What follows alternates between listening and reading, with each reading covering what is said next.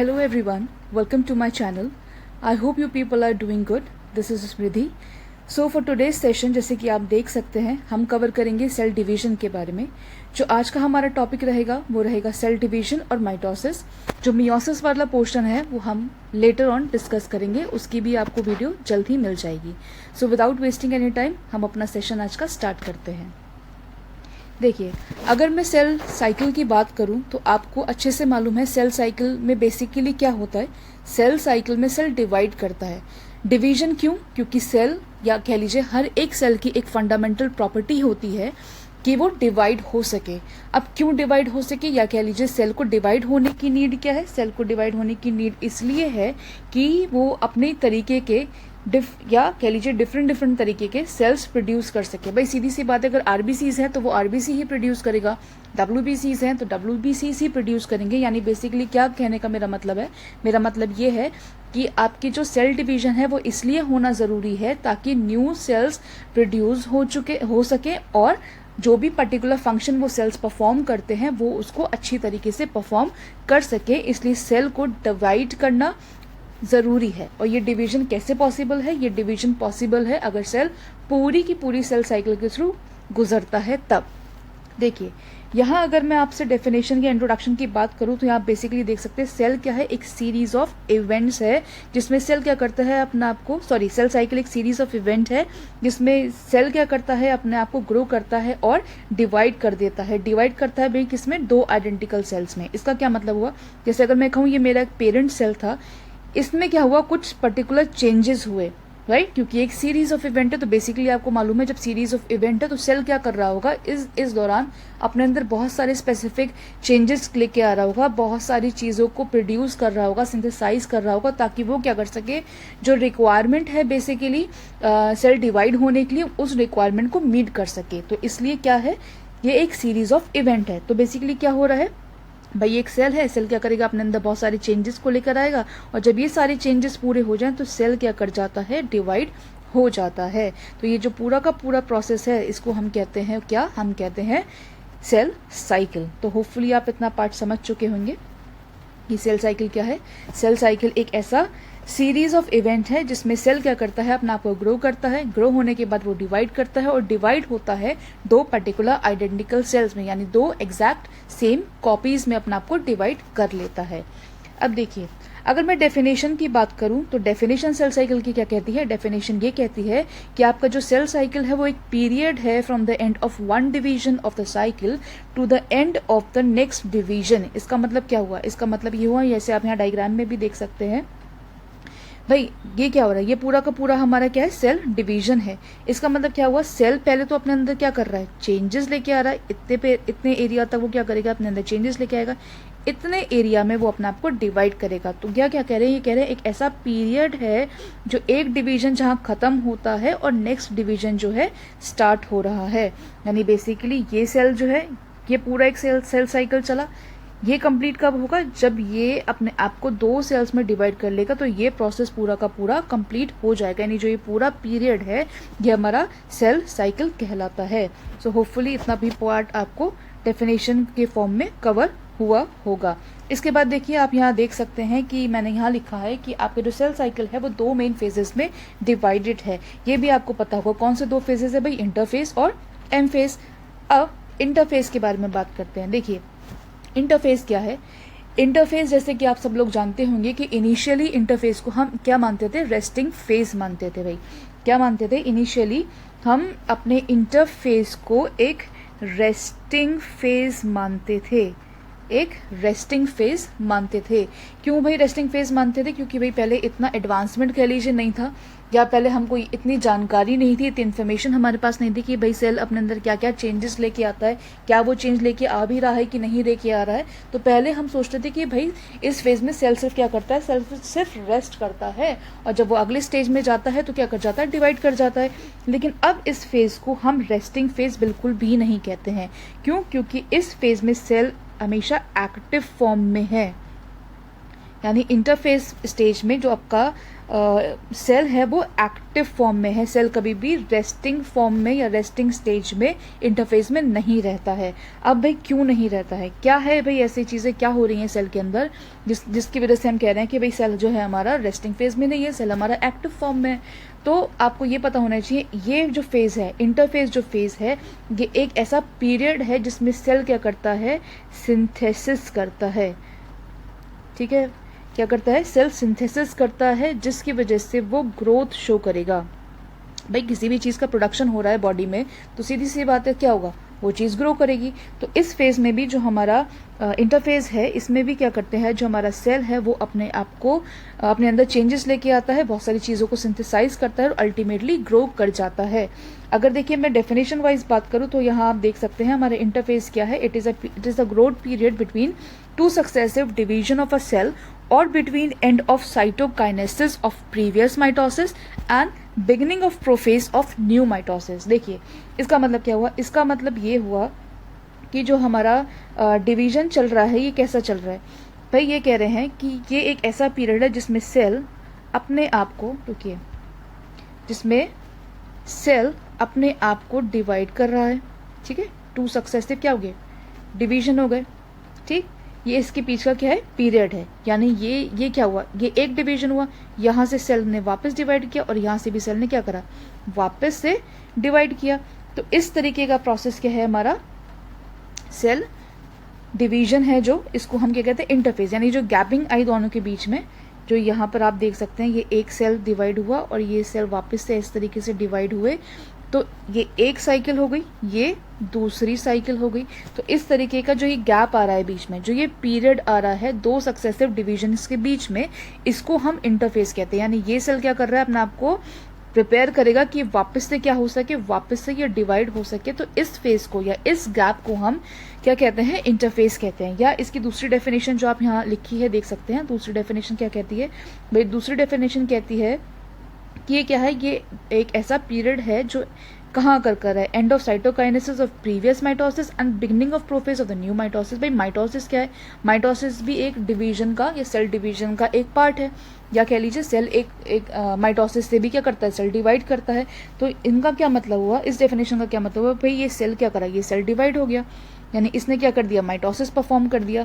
तो माइटोसिस जब एक सेल ने परफॉर्म कर दिया ये, और प्लस जब ये वाला सेल वापस से अपने आप को डिवाइड करने जा रहा है, तो भाई आपको मालूम होगा माइटोसिस के बहुत सारे फेज होते हैं और पहला फेज क्या होता है, प्रोफेज होता है। यानी एक सेल ने तो अपना माइटोसिस ये यहाँ परफॉर्म कर दिया, दो आइडेंटिकल सेल्स बना दिए, लेकिन जब ये वापस से अपने आप को डिवाइड करने जाएगा तो ये कहाँ एंटर करेगा, पहले फेज में एंटर करेगा जो है प्रोफेज। तो इस तरीके के डिवीजन को या इस तरीके का जो ग्रोथ पीरियड है इसको हम क्या कहते हैं, इंटरफेस कहते हैं। सो होपफुली आपको ये कवर हुआ होगा। अभी भी अगर आपको कंफ्यूजन है तो आगे हम जब ये इसको कंटिन्यू करेंगे तो वहाँ आपको और ठीक से समझ में आ जाएगा। देखिए अगर हम बात करते हैं इंटरफेस की, तो इंटरफेस के बारे में आपको पता होना चाहिए कि इंटरफेस में क्या होता है, सेल बेसिकली कुछ ऐसे मटेरियल्स को प्रोड्यूस करता है जो रिक्वायर होते हैं, किस लिए, सेल को ग्रो करने के लिए, या कह लीजिए बहुत सारे फंक्शंस को कैरी आउट करने के लिए जो मटेरियल्स रिक्वायर्ड हैं, या सेल की ग्रोथ के लिए जो मटेरियल्स रिक्वायर्ड हैं। इंटरफेज एक ऐसा फेज है जिसमें सेल उन मटेरियल्स को बेसिकली क्या करता है, प्रोड्यूस करता है।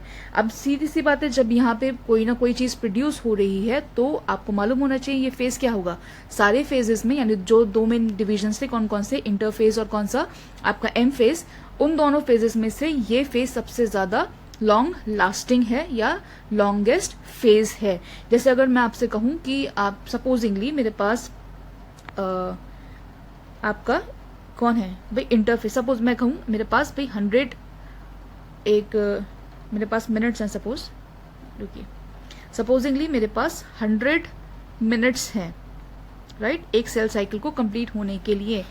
तो जो इस 100 मिनट्स का 95, इस 100 मिनट्स में से जो 95 मिनट्स हैं वो कौन कंज्यूम कर लेता है, वो हमारा इंटरफेस कंज्यूम कर लेता है। यानी बाकी का जो आपका 5 मिनट का या 5 मिनट्स का टाइम बचा, सिर्फ इतना सा टाइम कौन लेता है, आपका सेल सिर्फ 5 मिनट्स का टाइम लेगा डिवाइड होने के लिए। देखिए ये मैं आपको जस्ट फॉर एन एग्जांपल समझाने की कोशिश कर रही हूँ। ये मत समझिएगा कि भाई 5 मिनट में सेल डिवाइड कर रहा है या भाई 95 मिनट्स ले रहा है सेल अपना आपको इंटरफेस में से गुजरने के लिए, ऐसा नहीं है। It is just to make you understand कि ये लॉन्गेस्ट फेज है, तो इसलिए हम इसको मैंने आपको इस तरीके से समझाने की कोशिश करी है। अब देखिए बात करें अगर इंटरफेस की, क्योंकि ये लॉन्गेस्ट फेज है और जैसा आपको मालूम है कि इसमें क्या हो रहा है, एक्टिव सिंथेसिस हो रहा है। सेल में जो रिक्वायर्ड मटेरियल है ग्रोथ के लिए या फंक्शंस को कैरी आउट करने के लिए, उन चीज़ों का प्रोडक्शन होता है। तो वो प्रोडक्शन आपका देखिए 3 फेजेस में होगा। पहला G1 फेज, दूसरा S फेज और लास्ट आपका G2 फेज। ठीक है, तो 3 तरीके से बेसिकली 3 स्टेजेस में या 3 फेजेस में इंटरफेस चलता है, G1 फेज, S फेज और G2 फेज। तो विदाउट वेस्टिंग एनी टाइम हम इसको डिस्कस करते हैं। देखिए इससे पहले कि मैं आपको डिस्कस करूं कि भाई सेल में जो फेजेस हैं या इंटरफेस में जो फेजेस हैं, मैं आपको कुछ चेक पॉइंट्स भी यहाँ दिखाना चाहती हूँ। देखिए यहाँ आपको दिख रहा होगा G1 चेक पॉइंट, एक आपको G2 चेक पॉइंट दिख रहा होगा और एक मेटाफेज चेक पॉइंट दिख रहा होगा। देखिए ये बेसिकली क्या है, या कह लीजिए चेक पॉइंट्स कौन है, चेक पॉइंट्स का यहाँ क्या काम है अगर हम कहें तो चेक पॉइंट्स क्या करते हैं, चेक करते हैं। क्योंकि हमने अभी पढ़ा था कि भाई जो हमारा इंटरफेस है वो क्या कर रहा है, इंटरफेस हमारा एक्टिव सिंथेसिस कर रहा है, मटीरियल्स को प्रोड्यूस कर रहा है। तो क्या वो मटेरियल्स प्रोड्यूस हुए हैं या नहीं है, या नहीं हुए हैं, कम प्रोड्यूस हुए हैं, इनसफिशिएंट है कि भाई सेल अपना आपको डिवाइड नहीं कर पाता, तो ये सारी चीज़ों को कौन चेक करता है, ये सब चीज़ों को चेक करने का काम आपके चेक पॉइंट्स का है। सो देखिए एक एक करके हम अपना फेजेस को भी कवर करेंगे और साइड बाय साइड मैं आपको चेक पॉइंट्स भी इसी पोर्शन में कवर करवाऊंगी। सो देखिए विदाउट वेस्टिंग एनी टाइम हम इसको कवर करते हैं। देखिए जैसे कि आप यहाँ देख सकते हैं, यहाँ मैंने आपको जैसे पीछे स्लाइड में आपने देखा था हमारे पास 3 फेजेस थे, G1 फेज, S फेज और G2 फेज। अगर मैं G1 फेज की बात करूँ जिसको हम फर्स्ट ग्रोथ फेज भी कहते हैं, तो G1 फेज है क्या बेसिकली, या कह लीजिए कहाँ आकर करता है, तो ये एक ऐसा फेज है जो आपके माइटोसिस और DNA सिंथेसिस के बीच में अकर करेगा। देखिए माइटोसिस और DNA सिंथेसिस के बीच में अकर करेगा। देखिए माइटोसिस तो ये रहा और DNA सिंथेसिस यह रहा जो S फेज में होता है। तो ये एक ऐसा फेज है जो इन दोनों फेजेस के बीच में अकर करता है। ठीक, ओके।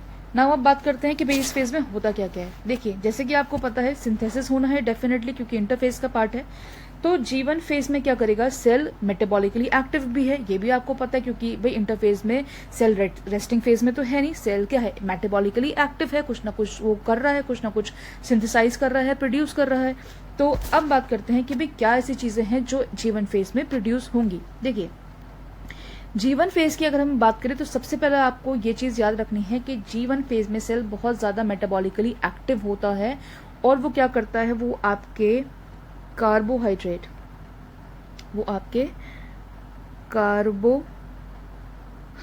का प्रोडक्शन करेगा, वो लिपिड का प्रोडक्शन करेगा, वो आपके RNA का प्रोडक्शन करेगा और क्या करेगा, इसके साथ साथ वो प्रोटीन्स भी बनाएगा।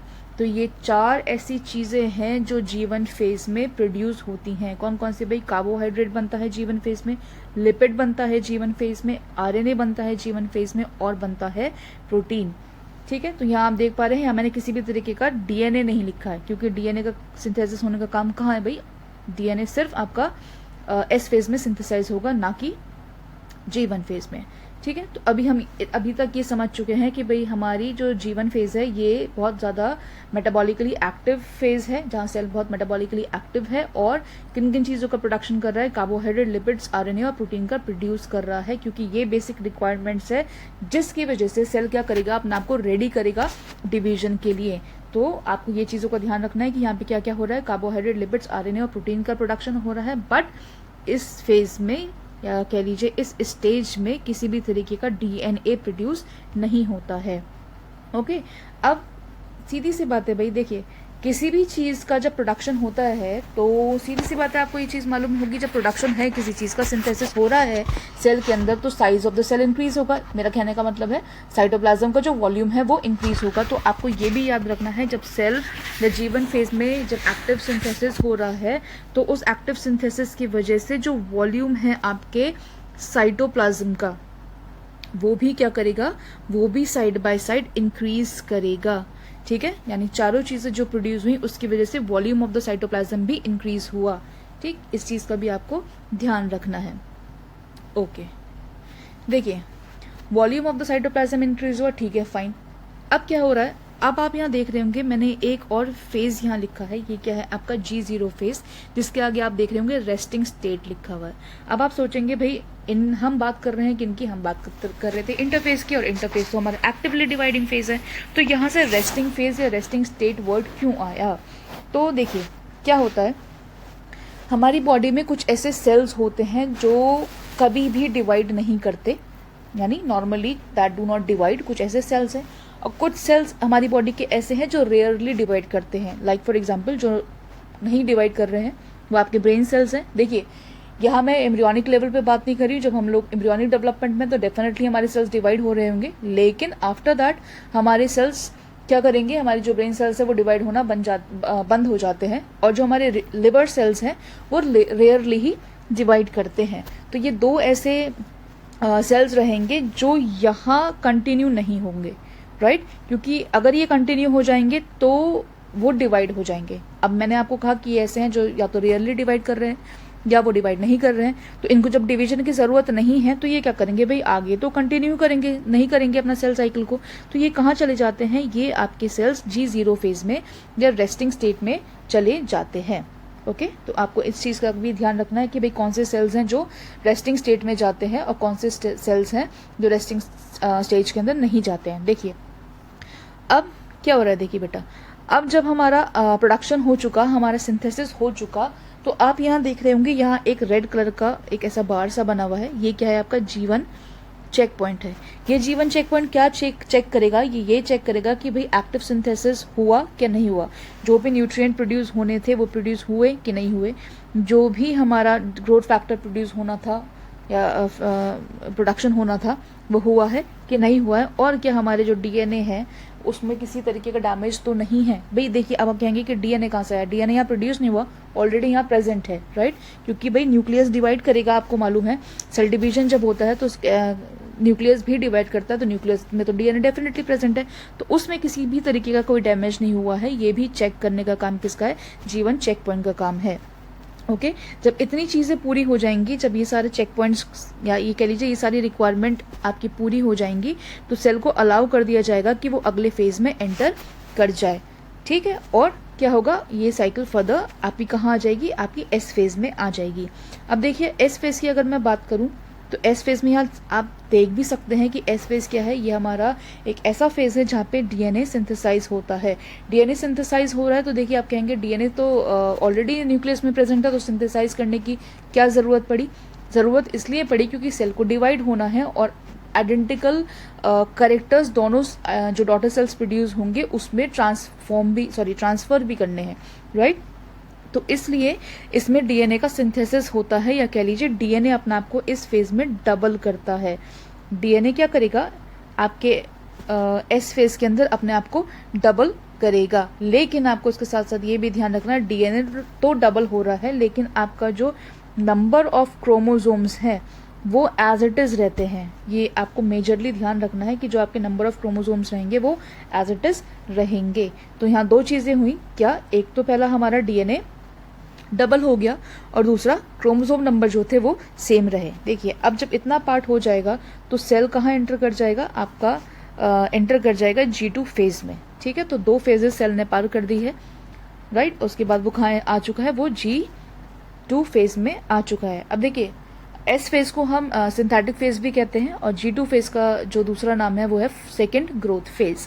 तो जब ग्रोथ फेज है तो आपको ये भी मालूम होगा किसी ना किसी चीज़ का ये क्या कर रहा होगा, ग्रोथ कर रहा होगा, राइट। अब देखिए अगर मैं आपको G2 फेज की बात करूं तो आपको ये इतना अभी तक समझ में आ चुका होगा कि ये एक ऐसा फेज है जो आपका एस फेज और माइटोसिस के बीच का जो पीरियड रहता है वो उसको हम G2 या क्या कह लीजिए सेकेंड ग्रोथ फेज कहते हैं। तो यहाँ से लेके देखिए यहाँ से लेके यहाँ तक का जो टाइम पीरियड है, यानी इसकी आपका एस फेज तो खत्म हो गया और सेल माइटोसिस के लिए डिवीजन के लिए जा रहा है, तो उसके बीच का फेज हमारा G0 फेज होता है। इस फेज में बेसिकली क्या होता है, सेल अपने आप को फाइनली प्रिपेयर करता है कि वो क्या कर सके, डिवाइड कर सके।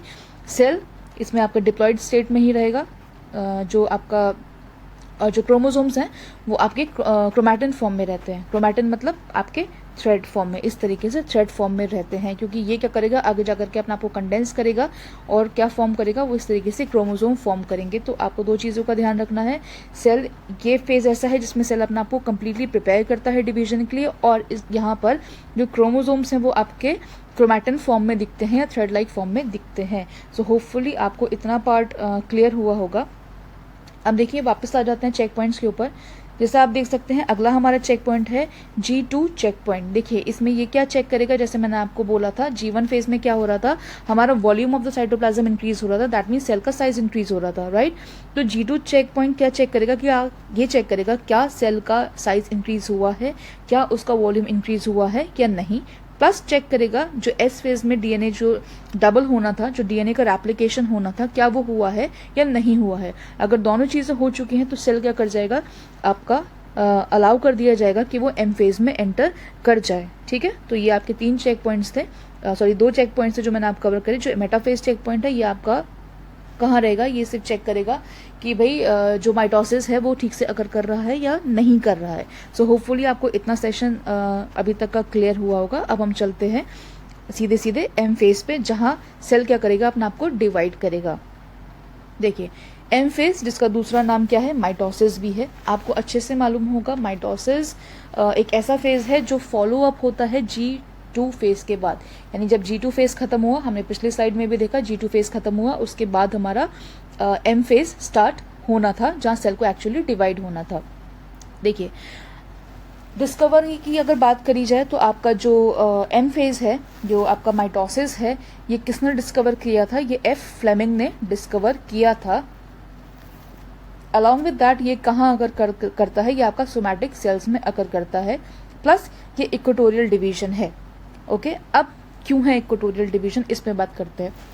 देखिए अभी तक हमने ये समझा कि हमारा जो सेल है वो क्या कर रहा है, सेल हमारा इस तरीके से था, इसने अपने आपको इस तरीके से 2 सेल्स में डिवाइड कर लिया, यही तो अभी तक हमने पढ़ा। अब देखिए जो ये डिवीजन हो रहा है, मैंने आपको क्या कहा था, वॉल्यूम इंक्रीज हो रहा है इसमें। प्लस क्योंकि दोनों आइडेंटिकल सेल्स जो प्रोड्यूस हो रही हैं उसमें इक्वल अमाउंट ऑफ आपका जो जेनेटिक मटेरियल रहेगा या न्यूक्लियर मटेरियल रहेगा, वो इक्वल अमाउंट में पास करना है। इसलिए ही ये सेल क्या है आपका, या ये डिवीजन आपका इक्वेटोरियल डिवीजन कहलाता है, ठीक है। इतना आपको होपफुली समझ में आ गया होगा। देखिए मेरे कहने का क्या मतलब है, अगर नहीं क्लियर हुआ है तो आप इसको वापस से समझ सकते हैं। देखिए क्या होता है माइटोसिस में, माइटोसिस में भाई 2 आइडेंटिकल सेल्स प्रोड्यूस होते हैं, और ये जो 2 आइडेंटिकल सेल्स प्रोड्यूस होते हैं ये आपके क्वालिटेटिवली एंड क्वांटिटेटिवली क्या होते हैं, सेम होते हैं, सिमिलर होते हैं, ठीक है। ये आपको यहाँ ध्यान रखना है कि हमारे 2 जो सेल्स आइडेंटिकल प्रोड्यूस हो रहे हैं आपके माइटोसिस में, ये क्वालिटेटिवली और क्वांटिटेटिवली सिमिलर होते हैं अपने पेरेंट सेल के। क्योंकि अब ये सिमिलर है पेरेंट सेल के, इसका मतलब क्या हो गया, इसका मतलब ये हुआ कि एक तो आपका क्रोमोसोम नंबर मेंटेन रहा, इसका मतलब जो आपका क्रोमोसोम पेरेंट सेल में था, एग्जैक्ट नंबर ऑफ क्रोमोसोम आपके दोनों डॉटर सेल्स में भी आएंगे। इसका मतलब क्या हुआ, equal amount of genetic material pass हुआ। इसी वजह से हम इसको क्या कहते हैं, इक्वेटोरियल डिवीजन कहते हैं। सो होपफुली आपको समझ में आया होगा कि माइटोसिस को इक्वेटोरियल डिवीजन क्यों कहा जाता है। इसके बाद की अगर हम बात करें तो हमारा जो माइटोसिस है वो 2 स्टेजेस में कवर होता है। पहला है कैरियोकाइनेसिस और दूसरा डिवीजन आता है साइटोकाइनेसिस। अगर मैं कैरियोकाइनेसिस की बात करूं तो कैरियोकाइनेसिस आपका है डिवीजन ऑफ न्यूक्लियस, कि आपको याद रखना है कैरियोकाइनेसिस है आपका डिवीजन ऑफ न्यूक्लियस। ये आपका कौन है, ये आपका कैरियोकाइनेसिस है। लेकिन अगर मैं बात करूं आपकी साइटोकाइनेसिस की, तो साइटोकाइनेसिस आपका डिवीजन ऑफ साइटोप्लाज्म होता है। ये आपको ठीक से याद रखना है क्योंकि दोनों टर्म्स आगे आपकी इस्तेमाल होंगी। पहला तो डिवीजन ऑफ न्यूक्लियस हो गया, दूसरा डिवीजन ऑफ साइटोप्लाज्म हो गया। इसका क्या मतलब हुआ कि भाई सबसे पहले तो न्यूक्लियस डिवाइड होता है और साइटोप्लाज्म डिवाइड होता है उसके बाद। तो ये आपको ध्यान रखना है, पहले कौन डिवाइड कर रहा है, पहले न्यूक्लियस डिवाइड करता है सेल का, 2 आइडेंटिकल कॉपीज बनती हैं, उसके बाद जो सेल का साइटोप्लाज्म है वो भी डिवाइड करता है और वो भी 2 आइडेंटिकल कॉपी प्रोड्यूस करता है। सो ये आपका कौन है, ये आपका ब्रीफिंग है किसकी, माइटोसिस की। अब देखिए माइटोसिस की अगर मैं बात करूँ तो ओवरऑल वो 4 फेजेस में कवर होता है। पहला है प्रोफेज, दूसरा मेटाफेज, तीसरा एनाफेज और लास्ट है टेलोफेज। याद रखने का तरीका मैं आपको एक ट्रिक बताती हूँ इसमें। आप इसको पी मैट से याद रख सकते हैं, आप इसको पी मैट से याद रख सकते हैं। भाई P stands for prophase, M stands for metaphase, A stands for telophase and A stands for anaphase and T stands for telophase. तो ये पी मैट आप याद कर लीजिए, यही सीक्वेंस है जिसमें आपका सेल डिवाइड करेगा। आप इसको शफल अप नहीं कर सकते क्योंकि एक फेज दूसरे फेज से इंटरकनेक्टेड रहता है, क्योंकि चेंजेस जो हो रहे हैं वो सीक्वेंशियली मैनर में होंगे, इसलिए आपको इसी सीक्वेंस में इसके फेजेस को याद रखने की ज़रूरत है। तो आप ये कॉन्सेप्ट को याद रख लें कि आप पी मैट के थ्रू इसको सीक्वेंस में याद रख सकते हैं। अब बात करते हैं सारे फेजेस के बारे में। देखिए सबसे पहला फेज जैसे आप जानते हैं, सबसे पहला फेज कौन सा है? प्रोफेज है, जो हमारा मेटाफेज जहाँ स्टार्ट करता है। यानी देखिए प्रोफेज में क्या हो चुका, यानी आपका सेल अब इंटरफेज से कहाँ आ चुका है? प्रोफेज में आ चुका है, राइट। तो प्रोफेज में आपको ये चीज़ याद होगी, मैंने आपको लास्ट में भी बताया था जब हम इंटरफेज कवर कर रहे थे, कि आपके इंटरफेज स्टेज में जो क्रोमोसोम्स होते हैं वो क्रोमैटिन फाइबर की फॉर्म में प्रेजेंट होते हैं, राइट। तो इसका मतलब जो हमारा सेल जब प्रोफेज स्टेज में एंटर करेगा तो उस स्टेज में भी जो आपके क्रोमोसोम्स हैं वो कंडेंस्ड फॉर्म में या क्रोमैटिन फॉर्म में प्रेजेंट रहेंगे, ठीक है। यानी हमारा जो प्रोफेज है इसमें हमारे जो क्रोमोसोम्स हैं वो इस तरीके से थ्रेड लाइक फॉर्म में प्रेजेंट होंगे। इसी तरीके से कुछ भी आप बना सकते हैं, किसी भी फॉर्म में थ्रेड लाइक बना सकते हैं।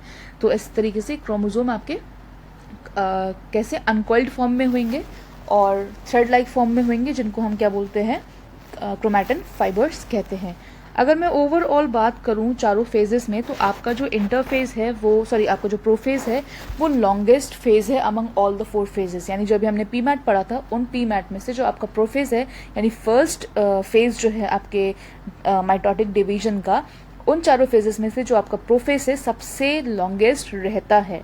अब जैसे कि आप यहाँ देख सकते हैं, यहाँ क्या लिखा है? यहाँ लिखा है भाई आपका जो प्रोफेज स्टेज है इसमें आपके जो क्रोमैटिन फाइबर वो कंडेंस हो जाते हैं, क्रोमोसोम बनाते हैं। यहाँ आप जैसे डायग्राम में भी देख रहे होंगे कि मैंने आपको 2 डायग्राम्स आपके साथ शेयर करे हैं। एक में लिखा है अर्ली प्रोफेज और एक में कुछ नहीं लिखा है। वो जो कुछ नहीं लिखा है that is your late prophase. मैं यहाँ लिख भी देती हूँ, देखिए ये जो है ये आपका लेट प्रोफेज है। देखिए क्या हो रहा है, मैंने जैसे आपको बताया हमारा प्रोफेज में कैसे हैं भाई, क्रोमैटिन फाइबर्स की फॉर्म में हमारे क्रोमोसोम्स प्रेजेंट है। तो यानी ये वाला फेज कौन सा हुआ? ये वो फेज है जहां आपका सेल एंटर करा है इंटरफेज से। तो यहाँ आप देख सकते हैं थ्रेड लाइक स्ट्रक्चर आपको ये ब्लू एंड रेड कलर के यहाँ दिख रहे हैं।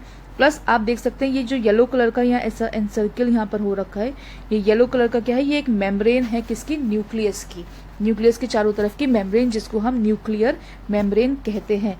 अब देखिए प्रोफेज की क्वालिटी ये होती है कि प्रोफेज में आपके जो क्रोमैटिन फाइबर्स हैं ये कंडेंस होते जाते हैं और क्या बना लेते हैं भाई? ये क्रोमोसोम बना लेते हैं, जैसे आप यहाँ देख सकते हैं, राइट। तो क्या हो रहा है भाई, क्या हो रहा है यहाँ पे? जो हमारे क्रोमोसोम्स थे वो ऐसे थे, है ना, ये अनकॉइल्ड फॉर्म में थे। इन्होंने क्या करा? कॉइलिंग स्टार्ट करी, ये धीरे धीरे कंडेंस होते गए और जैसे जैसे कंडेंस होते जा रहे हैं ये क्रोमोसोम की शक्ल के क्रोमोसोम का स्ट्रक्चर फॉर्म करते जा रहे हैं। इस तरीके से स्ट्रक्चर्स को फॉर्म करते जा रहे हैं, जो आप यहाँ लेट प्रोफेज में देख सकते हैं। अपार्ट फ्रॉम दिस दूसरा जो चीज़ होती है आपके प्रोफेज में वो ये है कि भाई आपका न्यूक्लियोलस और न्यूक्लियर मेम्ब्रेन जो है वो डिसअपियर हो जाता है। जैसे कि आप यहाँ डायग्राम में देख सकते हैं, अर्ली प्रोफेज में आपको जो येलो कलर का स्ट्रक्चर दिख रहा है, एक इंटैक्ट स्ट्रक्चर दिख रहा है, ये क्या हो रहा है? क्या हो रहा है? आप देख रहे हैं बीच में से उसमें पोर्स क्रिएट होने लग रहे हैं, राइट। वो पोर्स अगर आप लेट प्रोफेज में देखें तो लेट प्रोफेज में वहाँ आपको प्रॉपर गैपिंग दिखाई देगी, राइट। ये गैपिंग जो है ये आपको इंडिकेट कर रहा है कि यहाँ पे कुछ चीज़ प्रेजेंट थी, दैट कुछ चीज़ इज योर न्यूक्लियर एनवलप या न्यूक्लियर मटीरियल, सॉरी मेम्ब्रेन, जो क्या हो चुका, जो टूट चुका और अब क्या है वहाँ पे वो प्रेजेंट नहीं है। तो ये डॉटेड लाइन आपकी इमेजिनरी लाइंस है जो दिखाती हैं कि भाई यहाँ पर कौन था? न्यूक्लियर मटीरियल था और अब वो वहाँ पे प्रेजेंट नहीं है। तो ये 2 मेजर चीज़ें हैं जो आपका प्रोफेज स्टेज शो करता है। कौन कौन सी? पहला तो कि भाई उसमें आपके जो क्रोमैटिन्स हैं वो कंडेंस हो जाते हैं, क्रोमोसोम बना लेते हैं, और प्लस न्यूक्लियोलस और न्यूक्लियर मेम्ब्रेन जो है इस फेज में क्या हो जाता है? वो कम्प्लीटली डिसअपियर हो जाता है। तो ये 2 की कॉन्सेप्ट्स रहेंगे आपके प्रोफेज के बारे में। नाउ नेक्स्ट स्लाइड पे चलते हैं। देखिए अब आता है आपका मेटाफेज स्टेज। मेटाफेज स्टेज में क्या होता है, देखिए आपका क्रोमोसोम, जैसे हमने पीछे पढ़ा था, हमारे जो क्रोमोसोम्स थे वो क्या हो चुके थे, कंडेंस हो चुके थे। तो कंडेंस स्टेज के क्रोमोसोम ही कहाँ आ जाते हैं, आपके मेटाफेज स्टेज में आ जाते हैं। और प्लस एक चीज़ और होती है इस फेज में, क्या वो ये होती है कि जो आपका ये क्रोमोसोम है, इसके जो ये सेंटर पार्ट है, जिसको हम क्या बोलते हैं, क्या बोलते हैं इसको, सेंट्रोमेयर बोलते हैं, राइट। इसको जो हम सेंट्रोमेयर बोलते हैं, तो सेंट्रोमेयर पे इस तरीके से स्पिंडल फॉर्मेशन होने लगता है। यानी कह लीजिए आपका जो क्रोमोसोम है, इस पे एक थ्रेड लाइक स्ट्रक्चर या स्पिंडल्स फॉर्म होने लगते हैं, स्पिंडल फाइबर्स फॉर्म होने लगते हैं। उन स्पिंडल फाइबर की मदद से आपके क्रोमोसोम क्या करते हैं, एक इक्वेटोरियल प्लेट पे इस तरीके से अरेंज हो जाते हैं। तो ये आपका कॉन्सेप्ट है किसका, मेटाफेज का। यानी मेटाफेज स्टेज में क्या हो रहा है, आपके क्रोमोसोम जैसे आप यहाँ देख सकते हैं एक लाइन में अपने आप को अरेंज कर लेते हैं, राइट। जो आपको यहाँ ऐसे करके स्ट्रक्चर्स दिख रहे हैं, ये आपके कौन है, ये आपके इमेजिनरी लाइन्स है, जिनको हम क्या बोलते हैं, इक्वेटोरियल प्लेन कह लीजिए, इक्वेटोरियल प्लेट कह लीजिए, कुछ भी आप जो कहना चाहें सो कह सकते हैं, इक्वेटर कह लीजिए। तो इक्वेटर पे या इक्वेटोरियल प्लेट पे आपके जो क्रोमोसोम्स हैं वो क्या हो जाते हैं, वो अरेंज हो जाते हैं। सो ये आपका ओवरऑल कॉन्सेप्ट रहता है किसका, क्रोमोसोम के बारे में। तो यहाँ लिखा भी, क्रोमोसोम क्या करते हैं, स्पिंडल फाइबर की हेल्प से वो क्या करते हैं, अटैच हो जाते हैं। यानी स्पिंडल फाइबर बेसिकली उसके सेंट्रोमेयर पे अटैच हो जाता है, और आपके जो क्रोमोसोम्स हैं वो क्या कर जाते हैं, वो स्पिंडल फाइबर की हेल्प से अपने आप को इक्वेटर पे अरेंज कर लेते हैं। तो ये बेसिकली क्या हो रहा है, ये बेसिक चीज़ें हैं जो आपके मेटाफेज स्टेज में होंगी। सो होपफुली आपको मेटाफेज भी क्लियर हुआ होगा। अब नेक्स्ट स्टेज पे चलते हैं। देखिए नेक्स्ट फेज आता है आपका एनाफेज। एनाफेज सबसे शॉर्टेस्ट होता है ऑफ ऑल द 4 फेजेस, और इसमें क्या होता है, क्रोमोसोम अपने आप को स्प्लिट कर जाते हैं। अब देखिए क्यों करते हैं स्प्लिट। देखिए जो आपने अभी हमने ये पढ़ा था कि भाई हमारे जो क्रोमोसोम है वो मेटाफेज स्टेज में क्या कर जाते हैं, वो लाइनअप हो जाते हैं इक्वेटोरियल प्लेन पे। तो उस लाइनअप होने की वजह से क्या होता है, एक टेंशन क्रिएट होती है, या कह लीजिए एक पुल क्रिएट होता है, जिसकी वजह से वो अपने आप को अरेंज कर पाते हैं। यानी क्रोमोसोम के अंदर क्या होता है, उसके जो अपोजिट एंड है वो एक पुलिंग टाइप का इफेक्ट प्रोड्यूस करते हैं, या कह लीजिए टेंशन क्रिएट करते हैं, जिसकी वजह से वो अपने आप को अलाइन कर पाते हैं किस पे, इक्वेटोरियल पे या इक्वेटर पे अपने आप को अरेंज कर पाते हैं। तो वो जो टेंशन क्रिएट हो रही है, उस टेंशन की वजह से क्या हो रहा है, या उस अलाइनमेंट की वजह से क्या हो रहा है कि आपके जो क्रोमोसोम है वो पोल्स अपार्ट मूव होने लगते हैं। इसका मतलब जैसे आप यहाँ देख सकते हैं, ये देखिए यहाँ क्या था, यहाँ हमने क्या करा था पिछले स्टेज में, हमने ये देखा था हमारे क्रोमोसोम्स इस तरीके से इक्वेटोरियल प्लेन्स पे अरेंज हो गए थे। अब ये क्या करेंगे, पोल्स अपार्ट मूव हो जाएंगे। यानी एक क्रोमोसोम ऐसा रहा, एक ऐसा आ गया, एक क्रोमोसोम ऐसा रहा, एक क्रोमोसोम ऐसा आ गया, यहाँ था हमारा इक्वेटर, राइट। तो यानी क्या करें, ये आपस में टूट गए, और टूटने के बाद क्या कर रहे हैं, दोनों ऑपोजिट डायरेक्शन में मूव कर रहे हैं। ठीक है, जैसे कि आप यहाँ डायग्राम में भी देख सकते हैं क्रोमोसोम क्या कर रहे हैं, क्रोमोसोम यहाँ पर डायग्राम में आप देखिए क्रोमोसोम मूव हो रहे हैं कहाँ, ऑपोजिट पोल्स के ऊपर। अच्छे तरीके से आपको यहाँ विजिबल होगा, ये हमारे क्रोमोसोम्स थे जो टूटे, और दोनों कहाँ जाने लग रहे हैं भाई, ऑपोजिट पोल्स की तरफ जाने लग रहे हैं। तो एनाफेज का बेसिक जो चीज़ें इसमें हो रही हैं वो ये है। सबसे पहले तो आपको पता होना चाहिए ये शॉर्टेस्ट फेज है, और दूसरा आपको ये पता होना चाहिए कि क्रोमोसोम इसमें क्या करता है, अपने सेंट्रोमेयर से 2 में स्प्लिट हो जाता है और ऑपोजिट पोल्स की तरफ मूव करने लगता है। तो ये 2 बेसिक चीज़ें हैं जो एनाफेज में अकर करेंगी। इसके बाद चलते हैं नेक्स्ट फेज पे, जो फाइनल फेज रहता है आपका किसका, माइटोसिस का, जो है आपका टेलोफेज। देखिए टेलोफेज जैसे कि आप यहाँ देख सकते हैं, यहाँ फर्स्ट ही लाइन क्या कह रही है, it is a reversal of prophase. तो रिवर्सल ऑफ प्रोफेज है, तो अगर हम प्रोफेज को रिकॉल करें तो हमने वहाँ क्या पढ़ा था, हमने वहाँ पढ़ा था कि भाई हमारा पहली चीज़ तो हमारे जो थ्रेड लाइक स्ट्रक्चर थे, यानी जो हमारे जो क्रोमैटिन थे वो कंडेंस होकर क्या बना रहे थे, एक तो वो हमने पढ़ा कि वो क्रोमैटिन फाइबर्स थे वो क्रोमोसोम बना रहे थे कंडेंस होकर के, और दूसरी बात हमने पढ़ी थी जो हमारा न्यूक्लियर एनवलप था वो क्या हो जा रहा था, डिसअपियर हो जा रहा था, इस तरीके से टूट सा जा रहा था, डिसअपियर हो जा रहा था, और हमारा जो न्यूक्लियोलस है वो भी डिसअपियर हो जा रहा था। तो जैसे कि आप यहाँ देख सकते हैं, क्योंकि हमारा जो एनाफेज है ये क्या है, ये रिवर्सल है, सॉरी जो टेलोफेज है ये रिवर्सल है आपके प्रोफेज का। तो इसका मतलब जो भी चीज़ें प्रोफेज में हुई उसका जस्ट ऑपोजिट आपका टेलोफेज में अकर करेगा। दैट मीन जो हमारे ये क्रोमोसोम बने थे ये कैसे चले जाएंगे, ये वापस आपके कहाँ जाएंगे, अनकॉइल्ड फॉर्म में आ जाएंगे, और जो हमारा न्यूक्लियर मेम्ब्रेन जो डिसअपियर हुआ था ये वापस क्या हो जाएगा, ये इंटैक्ट हो जाएगा। तो 2 मेजर चीज़ें क्या हो रही हैं, 2 मेजर चीज़ें इसमें ये हो रही हैं, एक तो आपका न्यूक्लियर एनवलप क्या हो रहा है, या न्यूक्लियर मेम्ब्रेन रीअपियर कर रही है अलॉन्ग विद न्यूक्लियस, ये भी रीअपियर कर रहा है। और हमारा क्या हो रहा है, हमारे जो क्रोमोसोम्स थे वो अनकॉइल हो रहे हैं, अनकंडेंस्ड हो रहे हैं, समझ लीजिए अनकॉइल हो रहे हैं, और वो वापस से आपके क्रोमैटिन फॉर्म में आ जा रहे हैं, जिसकी वजह से क्या हो रहा है, 2 आइडेंटिकल डॉटर सेल्स प्रोड्यूस हो रही हैं। देखिए अब इसमें एक चीज और आपको समझना है, डायग्राम में तो आप देख ही सकते हैं कि क्या हो रहा है भाई, हमारे को आप डायग्राम में विजिबल है कि भाई हमारा जो डीएनए था, जो हमारा न्यूक्लियस था बेसिकली, वो 2 में डिवाइड हो गया, राइट। और अगर आपको याद है, मैंने आपको स्टार्टिंग में बताया था, सबसे पहले न्यूक्लियस डिवाइड होता है जिसको हम क्या बोलते हैं, कैरियोकाइनेसिस बोलते हैं, और उसके बाद हमारा साइटोप्लाज्म डिवाइड होता है जिसको हम क्या बोलते हैं, साइटोकाइनेसिस बोलते हैं, राइट। तो यहाँ आप डायग्राम में देख रहे हैं, यहाँ दोनों चीजों को दिखाया गया है भाई। ये जो हमारे डिवीजन यहाँ हुआ, जो ये न्यूक्लियस डिवाइड हुआ, ये तो हमारा कैरियोकाइनेसिस आ गया। जो ये जो कैविटी सी यहाँ प्रोड्यूस हो रही है, ये हमारा साइटोकाइनेसिस अकर कर रहा है, पूरी तरीके से डिवाइड नहीं किया है बट अकर कर रहा है। अब देखते हैं कैसे। देखिए आपको एक 2 चीजें याद रखनी है। देखिए हमारे पास 2 तरीके के मेजर सेल्स हम पढ़ते हैं, कौन से भाई, प्लांट सेल, और दूसरा पढ़ते हैं हम एनिमल सेल, राइट। ये तो आपको मालूम ही होगा, ये 2 मेजर कैटेगरीज हैं हमारी सेल्स की, जो हम 2 किंगडम क्लासिफिकेशन में पढ़ते हैं कि भाई हमारे पास 2 तरीके के एनिमल्स हैं, या तो वो किंगडम प्लांटे में आएंगे जो प्लांट्स हैं, या किंगडम एनिमेलिया में आएंगे जो एनिमल्स हैं। तो भाई प्लांट्स हैं तो प्लांट सेल शो करेंगे, और एनिमल्स है तो एनिमल सेल्स ही शो करेंगे। तो यानी 2 मेजर कौन सी हो गई, हमारी प्लांट सेल और एनिमल सेल हो गई। अब आप ये ना समझे कि जो हमारी प्लांट सेल और एनिमल सेल है वो दोनों एक ही मेथड से डिवाइड करती हैं। देखिए तरीका यही है, जो हमारे फेजेस है, चारों फेजेस सेम ही रहेंगे आपके एनिमल सेल में भी और प्लांट सेल में भी, बट फर्क क्या आ जाएगा, फर्क आपका सिर्फ मेथड का आ जाएगा। देखिए कैसे, जो आपका देखिए बेटा प्लांट सेल है, अगर supposingly just to make you understand, अगर मैं कहूँ कि ये मेरा एक प्लांट सेल है जो ऐसा दिखता है, तो अगर मैं कह सकती हूँ कि ये मेरा प्लांट सेल एक प्लेट जैसा दिखता है, ठीक है। अब ये प्लेट जैसा दिखता है तो ये भाई क्या कर गया, इसने चारों फेजेस भी पार कर लिए हैं, ठीक है। इसने कैरियोकाइनेसिस और साइटोकाइनेसिस दोनों परफॉर्म कर लिया। तो जब साइटोकाइनेसिस इसका हो जाएगा तो ये सेंटर से तो डिवाइड होगा ना बेटा, ये सेंटर से यहाँ से डिवाइड हो गया। अब ये डिवाइड होने के बाद भी क्योंकि ये 2 सेम आइडेंटिकल सेल्स बनाएगा तो दोनों सेल्स तो जो प्लेट्स जैसे ही दिखेंगे, है ना, क्योंकि माइटोसिस क्या कर रहा है, 2 आइडेंटिकल डॉटर सेल्स प्रोड्यूस कर रहा है। तो यानी प्लेट था, प्लेट ने क्या करा, कैरियोकाइनेसिस करा, साइटोकाइनेसिस किया, और 2 आइडेंटिकल प्लेट जैसी दिखने वाली सेल्स में डिवाइड हो गया। तो यहाँ से आप याद रख सकते हैं जो प्लांट सेल का डिवीजन का मेथड है वो है सेल प्लेटिंग का। इसलिए मैंने आपको वर्ड इस्तेमाल किया था प्लेट, ताकि आप याद रख सकें कि सेल क्या कर रहा है, सेल यहाँ पर प्लेटिंग मेथड से डिवाइड हो रहा है। आपको याद रखना है प्लांट सेल हमेशा सेल प्लेटिंग मेथड से डिवाइड होगा। फेजेस देखिए बेटा कॉमन रहेंगी, चाहे वो प्लांट सेल है चाहे वो आपका एनिमल सेल है, ओके।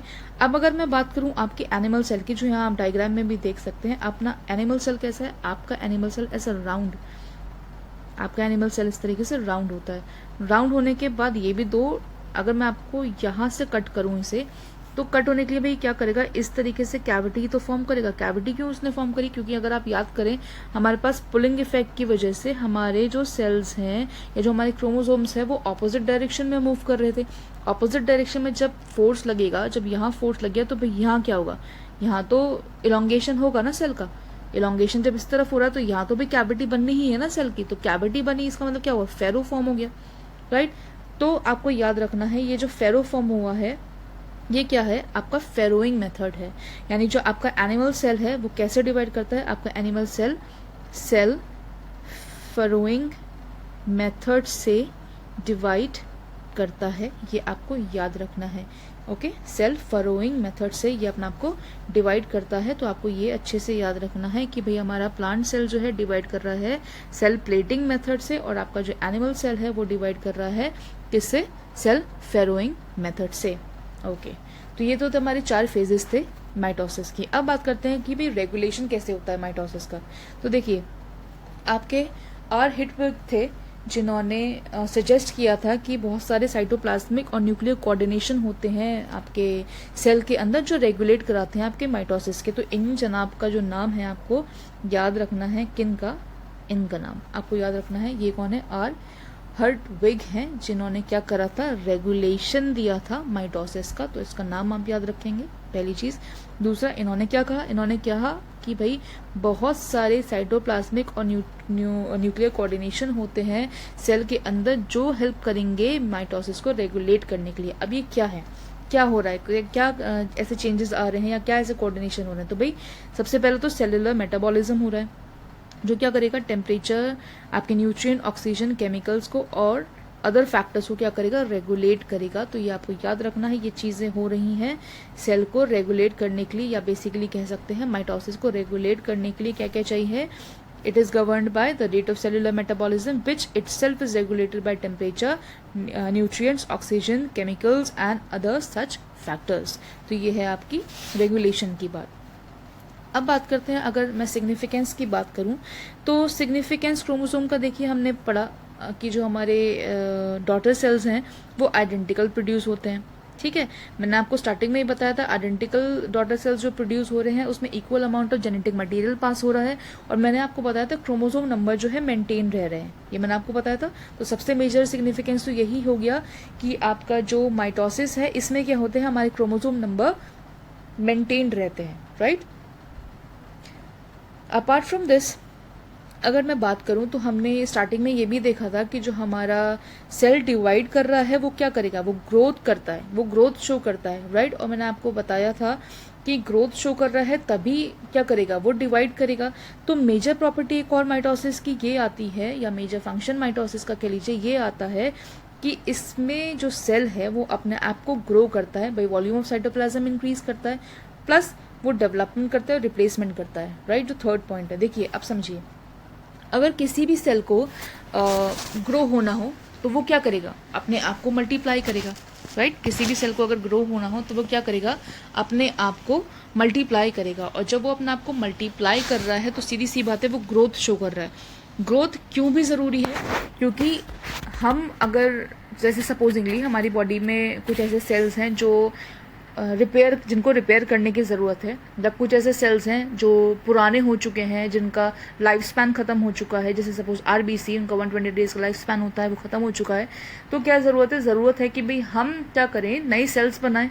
तो जो हमारे पुराने सेल्स हैं उनको रिप्लेस करने के लिए, जो हमारे सेल डाई कर सके उनको रिप्लेस करने के लिए, प्लस हमारी सेल को ग्रो करने के लिए, मल्टीप्लाई करने के लिए, प्लस अगर हमारी सेल में किसी भी तरीके का रिपेयर चाहिए, किसी भी तरीके का ऐसी कुछ इंजरी है या कुछ ऐसी चीज़ हुई है जिसको रिपेयर करने की ज़रूरत है, तो उस केस में भी सेल को क्या करना है, माइटोसिस ही परफॉर्म करना है। तो ये आपको याद रखना है कि माइटोसिस में क्या होता है। तो 2 आइडेंटिकल डॉटर सेल्स फॉर्म होती हैं, सबसे पहली बात ये। दूसरी चीज़, इसमें क्रोमोसोम नंबर मेंटेन रहता है। और तीसरी चीज़ आपको याद रखनी है कि माइटोसिस हमेशा कॉन्ट्रीब्यूट करता है सेल के ग्रोथ में, डेवलपमेंट में, रिपेयर में सेल्स की, और पुराने सेल्स के को रिप्लेस करने के लिए भी हम क्या करते हैं, इस्तेमाल करते हैं हमारे माइटोसिस का। सो होपफुली इतना पोर्शन आपको कवर हुआ होगा। सो आज के लिए इतना ही, अगला सेशन हम बाद में कंटिन्यू करेंगे। होपफुली आज का सेशन आपको अच्छे से समझ में आया होगा। जो मियोसिस वाला जो पोर्शन रह गया है वो आपको लेटर ऑन मैं नेक्स्ट वीडियो के अंदर आपके साथ शेयर करूंगी। So take care and have a good day.